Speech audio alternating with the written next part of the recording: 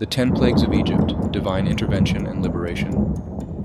In the book of Exodus, in the heart of ancient Egypt, a story unfolds, one of oppression, defiance, and divine intervention.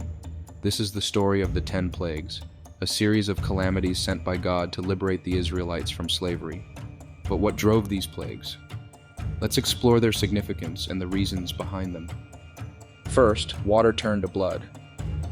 The Nile, the lifeblood of Egypt, turned to blood. This was no mere inconvenience. It struck at the very core of Egyptian society, showcasing God's power over the river and challenging the deity Hapi, the god of the Nile.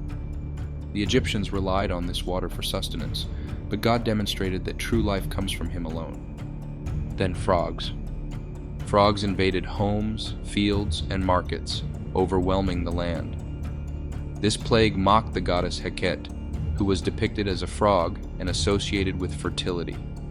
It revealed the futility of relying on false gods when the true God was in control. Third, gnats. Dust became gnats that plagued both people and animals. The Egyptian magicians who attempted to replicate this miracle could not. This plague demonstrated God's supremacy over creation and the impotence of Egypt's magicians and sorcerers. Then, flies came. Swarms of flies filled the air, yet the land of Goshen, where the Israelites lived, remained untouched. This distinction highlighted God's protection over his people and his authority over the natural world. One of the worst, livestock disease. A devastating disease struck down the Egyptian livestock, while the Israelites' animals remained healthy. This plague was a direct challenge to Hathor, the goddess of cattle, illustrating God's dominion over life and death. Plague 6, boils. Painful boils afflicted the Egyptians and their animals. This torment served as a direct challenge to the Egyptian medical practitioners and gods associated with health, revealing God's power over sickness and suffering. Hail.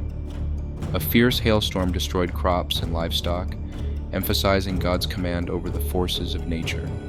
This plague directly confronted deities like Nut, the goddess of the sky, demonstrating that the true God reigns supreme over all. Plague 8, locusts. Swarms of locusts descended, consuming what little remained of the crops. This devastation illustrated God's authority over the land and the futility of the Egyptian gods who promised fertility and abundance. Darkness. For 3 days, darkness engulfed Egypt, a profound silence that challenged Ra, the sun god. This darkness was not just physical, it symbolized the spiritual blindness of a nation that had turned away from the true God. Then came the death of the firstborn. The final and most devastating plague struck at the heart of Pharaoh's household. Every firstborn son was taken.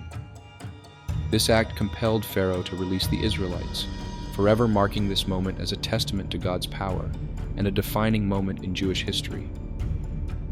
Through these 10 plagues, God revealed his sovereignty over Egypt's gods and the natural world. Each plague was a step toward liberation, a divine rescue mission aimed at freeing his people from bondage. The plagues were not just punishments, they were calls to repentance and recognition of the one true God. In the end, the Israelites emerged from slavery, guided by a God who is powerful, just, and deeply committed to their freedom. Subscribe for more.